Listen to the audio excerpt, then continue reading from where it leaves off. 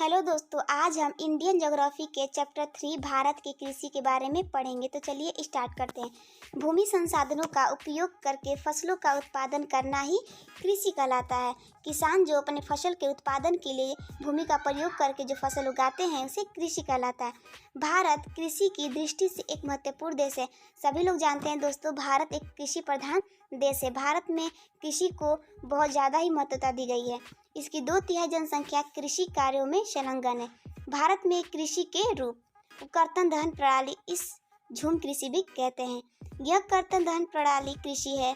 किसान जमीन के टुकड़े साफ करके उन पर अपने परिवार के भरण पोषण के लिए अनाज और अन्य खाद्य फसल उगाते हैं।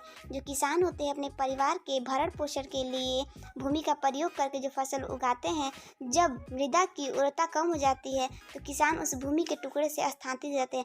इसे किसान अपने परिवार के भरण पोषण के लिए जिस भूमि में फसल उगा लेते हैं, जब उस भूमि से फसल उपज गई तो उस भूमि को छोड़ के दूसरे जगह स्थानांतरित हो जाते हैं, ताकि उस भूमि पे जो पहले की भूमि होती है उस भूमि में फसल करने से उस मिट्टी की उर्वरता जो होती है कम हो जाती है। इसलिए फिर वो दूसरी भूमि को साफ करके अपना फसल उपजाने लगते हैं। कृषि के लिए भूमि का दूसरा टुकड़ा साफ करते हैं। कृषि के इस प्रकार के स्थानांतरण से प्राकृतिक प्रक्रिया द्वारा मिट्टी की उर्वरता शक्ति बढ़ जाती है। यानी वो एक जगह फिक्स्ड नहीं होते हैं, वो अलग अलग स्थानों पर जाके अपने फसल उगाते हैं। देश के विभिन्न भागों में इस प्रकार की कृषि को विभिन्न नामों से जाना जाता है। उत्तर पूर्वी राज्यों असम, मेघालय, मिजोरम, नागालैंड में इसे झूम कहा जाता है। मणिपुर में पामलू और छत्तीसगढ़ में बस्तर जिले में अंडमान निकोबार द्वीप में दीपा कहा जाता है। अब पढ़ेंगे गहन निर्वाह कृषि। इस प्रकार की कृषि उन क्षेत्रों में की जाती है जहां भूमि पर जनसंख्या का दबाव अधिक होता है। यह श्रम गहन खेती है जहां अधिक उत्पादन के लिए अधिक मात्रा में रासायनिक निवेशों और सिंचाई का प्रयोग किया जाता है। अब पढ़ेंगे वाणिज्यिक कृषि। ये कृषि बहुत ही इंपॉर्टेंट है दोस्तों। इस प्रकार की कृषि मुख्य लक्षण आधुनिक निवेशों से अधिक पैदावार देने वाले बीजों, रासायनिक उर्वरकों, कीटनाशकों के प्रयोग से उच्च पैदावार प्राप्त करना है। मतलब कि वाणिज्यिक कृषि यह कृषि है जिसमें फसलों को अधिक से अधिक उत्पाद के लिए लोग अच्छे पैदावार वाले बीज, रासायनिक उर्वरकों और कीटनाशकों का प्रयोग करते हैं, जिससे हमारा फसल अधिक उपजे। कृषि के वाणिज्यिकरण का स्तर विभिन्न प्रदेशों में अलग अलग है। जैसे हरियाणा और पंजाब में चावल एक वाणिज्य है, परंतु उड़ीसा में एक जैविका फसल है। शस्य प्रारूप। भारत में बोई जाने वाली फसलों को अनेक प्रकार को खाद्यान्न और रेशे वाली फसलें, सब्जियां, फल, मसाले इत्यादि शामिल हैं। भारत में 3 शस्य ऋतु हैं, रबी, खरीफ और जायद। तो हम रबी के बारे में पहले पढ़ेंगे दोस्तों। रबी क्या फसल क्या है? शीत ऋतु में अक्टूबर से दिसंबर के मध्य बोया जाता है और ग्रीष्म ऋतु में अप्रैल से जून के मध्य काट लिया जाता है।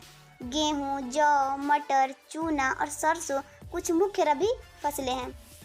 ये इम्पोर्टेंट क्वेश्चन है दोस्तों, ये क्वेश्चन जरूर पूछता है। यद्यपि ये फसलें देश के विस्तृत भाग में बोई जाती है। उत्तर और उत्तरी पश्चिम राज्य से पंजाब, हरियाणा, हिमाचल प्रदेश, जम्मू कश्मीर, उत्तराखंड, उत्तर प्रदेश गेहूं और अन्य रबी फसलों के उत्पादन के लिए महत्वपूर्ण राज्य हैं। अब नेक्स्ट देखते हैं खरीफ फसल। खरीफ फसल है जो दोस्तों ये देश के विभिन्न क्षेत्रों में मानसून के आगमन के साथ बोई जाती है। जब मानसून का स्टार्टिंग शुरुआत हो जाता है तो ये फसल बोई जाती है। सितंबर अक्टूबर में काट ली जाती है। इस ऋतु में बोई जाने वाली मुख्य फसलों में चावल, मक्का, ज्वार, बाजरा, तूर, अरहर, मूंग, उड़द, कपास, जूट, मूंगफली और सोयाबीन शामिल है। जायद फसलों के बारे में देखते हैं दोस्तों। रबी और खरीफ फसल ऋतुओं के बीच ग्रीष्म ऋतु में बोई जाने वाली फसल को जायद कहा जाता है। मतलब कि ग्रीष्म ऋतु में जो बोई जाने वाली फसल है उसे जायद का फसल कहा जाता है। जायद में जैसे कि जानते हैं दोस्तों, गर्मियों के मौसम में ये तरबूजे, खरबूज, खीरे, सब्जियां ज़्यादा बिकते हैं, तो ये जायद फसलें हैं जो गर्मी के मौसम में बोई जाती है। और चारे की फसलें की खेती की जाती है। गन्ने की फसल को तैयार होने में लगभग 1 वर्ष लगता है। अब देखते हैं नेक्स्ट, भारत में इतिहास में हुई प्रमुख क्रांति एवं उनके संबंधित क्षेत्रों के नाम। पहला है रजत क्रांति, यानी इंग्लिश में से सिल्वर रेवोल्यूशन कहा जाता है, यानी मुर्गी पालन उत्पादन से है। जो रजत क्रांति है मुर्गी पालन उत्पादन से है। मुर्गी पालन को बढ़ावा देना और अंडे के उत्पादन में बढ़ोतरी करने का लक्ष्य इसमें रखा गया था रजत क्रांति में। दूसरा है भूरी क्रांति, यानी ब्राउन रेवोल्यूशन, सीमेंट, उर्वरक और उन उत्पादनों से है। इस रेवोल्यूशन में सीमेंट, उर्वरक और ऐसी अन्य सामग्री का उत्पादन के लिए इस क्रांति को स्टार्ट किया गया था। नीली क्रांति यानी मत्स्य उत्पादन से है। अरुण कृष्ण को नीली क्रांति का जनक भी कहा जाता है। और दोस्तों बता दें, मछली उत्पादन में भारत का दूसरा स्थान है। जो मछली उत्पादन में विश्व में भारत का दूसरा स्थान है मछली उत्पादन में। श्वेत क्रांति, श्वेत क्रांति के बारे में पढ़ेंगे दोस्तों। इसका आशय दुग्ध उत्पादन से है, यानी मिल्क प्रोडक्शन से है। भारत में दूध की कमी को दूर किया जा सके इसलिए ये श्वेत क्रांति स्टार्ट किया गया था। इस योजना से भारत में दूध उत्पादन में वृद्धि हुई। भारत विश्व में सबसे ज़्यादा दूध उत्पादन करने वाला देश बन गया है। अब नेक्स्ट देखते हैं दोस्तों, पीली क्रांति, यानी इंग्लिश में इसे येलो रिवोल्यूशन कहते हैं। इसका आशय तिलहन उत्पादन से है। नेक्स्ट देखते हैं दोस्तों, कृष्ण क्रांति, यानी इसे इंग्लिश में कृष्णा रेवोल्यूशन कहते हैं। ये पेट्रोलियम उत्पादन से है।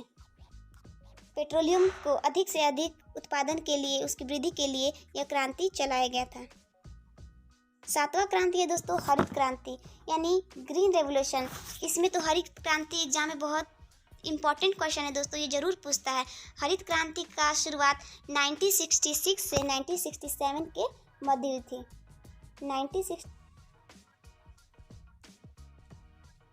इसकी शुरुआत 1966 से 1967 के मध्य हुई थी दोस्तों। अच्छे उर्वरक, रासायनिक खाद, बीज का उपयोग करके ज़्यादा से ज़्यादा फसलों का उत्पादन में वृद्धि किया जा सके, इसलिए ग्रीन रेवोल्यूशन चलाया गया था। इस रेवोल्यूशन में कृषि क्षेत्र को बढ़ावा दिया गया। गुलाबी क्रांति, पिंक रेवोल्यूशन कहा जाता है, झींगा मछली से उत्पादन है। इस क्रांति में झींगा मछली के उत्पादन की वृद्धि को बढ़ावा दिया गया। नौवां है दोस्तों इंधरुन क्रांति, यानी इरिडिसेंट रेवोल्यूशन। इसे कहा जाता है इंग्लिश में इरिडिसेंट रेवोल्यूशन। संपूर्ण कृषि क्षेत्र विकास से है, यानी हमारा जो देश है एक कृषि प्रधान देश है, तो हमारा जो संपूर्ण कृषि क्षेत्र विकास में वृद्धि के लिए, विकास के लिए इस इंधनुष क्रांति को चलाया गया था। 10वां है दोस्तों लाल क्रांति, यानी रेड रेवोल्यूशन। इस रेवोल्यूशन का आशय है टमाटर और मांस के उत्पादन में वृद्धि के लिए ये रेड रेवोल्यूशन चलाया गया था। 11वां है दोस्तों गोल्डन रेवोल्यूशन, यानी हिंदी में से सुनहरी क्रांति कहता है। इसमें फलों के उत्पादन और वृद्धि के लिए चलाया गया था।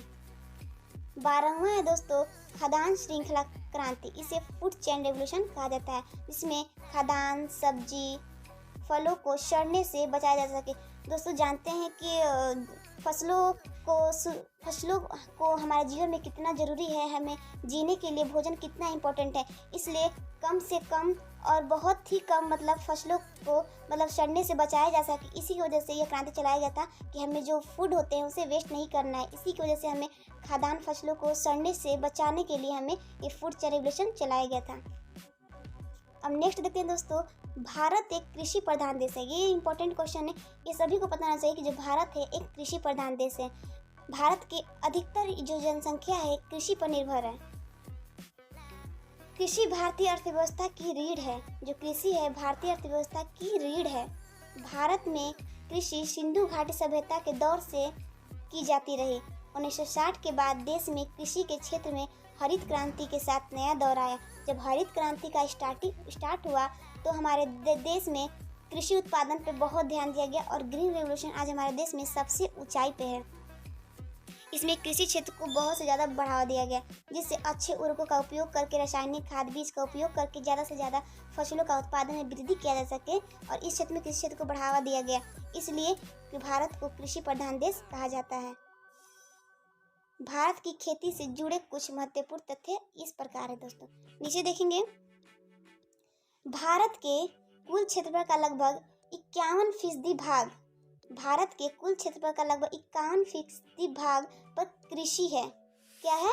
4% पर चारागाह लगभग 21% पर वन और 24% बंजर बिना उपयोग की। देश की कुल श्रम शक्ति का लगभग 52% भाग कृषि और इससे संबंधित उद्योग और धंधों से अपनी आजीविका चलाते हैं। नेक्स्ट पॉइंट देखते हैं दोस्तों, 2004 से 2005 में भारत के निर्यात में कृषि और संबंधित वस्तुओं का अनुपात लगभग 40% रहा। विश्व में चावल उत्पादन में चीन के बाद भारत का दूसरा स्थान है। विश्व में चावल उत्पादन में चीन के बाद भारत का दूसरा स्थान है। भारत में खदानों के अंतर्गत आने वाले कुल क्षेत्र के करीब 47% भाग पर चावल की खेती की जाती है। नेक्स्ट पॉइंट, विश्व में गेहूं उत्पादन में चीन के बाद भारत का दूसरा स्थान है। विश्व में गेहूं उत्पादन में चीन के बाद भारत का दूसरा स्थान है। देश की कुल कृषि योग्य जमीन के लगभग 15% भाग पर गेहूं की खेती की जाती है, 15% भाग पर। नेक्स्ट पॉइंट देखते हैं दोस्तों, देश में गेहूं के उत्पादन में उत्तर प्रदेश का प्रथम स्थान है। देश में गेहूं का जो उत्पादन में उत्तर प्रदेश का प्रथम स्थान आता है, जबकि प्रति हेक्टेयर उत्पादन में पंजाब का प्रथम स्थान है। नेक्स्ट पॉइंट, हरित क्रांति यानी ग्रीन रेवोल्यूशन। देखिए दोस्तों, ग्रीन रेवोल्यूशन बार बार ये पॉइंट आ रहा है, ये बहुत ही इंपॉर्टेंट पॉइंट, इसलिए आप इसे अच्छे से समझें। ग्रीन रेवोल्यूशन का सबसे अधिक प्रभाव गेहूं, चावल की कृषि पर पड़ा, परंतु चावल की तुलना गेहूं के उत्पादन में अधिक हुई। चावल की तुलना गेहूं के उत्पादन में अधिक वृद्धि हुई। 8वां पॉइंट है दोस्तों, भारत में हरित क्रांति लाने का श्रेय डॉक्टर AM स्वामीनाथन को जाता है। भारत में हरित क्रांति की शुरुआत 1967 से 1968 में हुई। 9वां पॉइंट है, प्रथम हरित क्रांति के बाद 1983 से 1984 में द्वितीय हरित क्रांति की शुरुआत हुई, जिससे अधिक अनाज उत्पादन, निवेश और किसानों को दी जाने वाली सेवाओं का विस्तार हुआ। 10वां पॉइंट है दोस्तों, तिलहन प्रौद्योगिकी मशीन की स्थापना 1986 में हुई थी। मतलब तिलहन प्रौद्योगिकी जो मिशन है, इसकी स्थापना 1986 में हुई। 11वां पॉइंट है दोस्तों, भारत में विश्व में उर्वरक फर्टिलाइजर का तीसरा सबसे बड़ा उत्पादक और उपभोक्ता देश है। पोटाशियम फर्टिलाइजर की पूरी आयात किया जाता है। 13वां पॉइंट है दोस्तों, आम, केला, चिक्कू, खट्टे नींबू, काजू, नारियल, काली मिर्च, हल्दी के उत्पादन में भारत का स्थान क्या है? पहला है। 14 पॉइंट दोस्तों, फलों और सब्जियों के उत्पादन में भारत का स्थान दुनिया में दूसरा है। यानी फलों और सब्जियों के उत्पादन में जो भारत का स्थान है वो पूरे दुनिया में दूसरे स्थान पे आता है। तो आज का वीडियो दोस्तों हमारा यहीं पे समाप्त होता है, और हमारा अगला वीडियो देखने के लिए हमारे चैनल को सब्सक्राइब करें।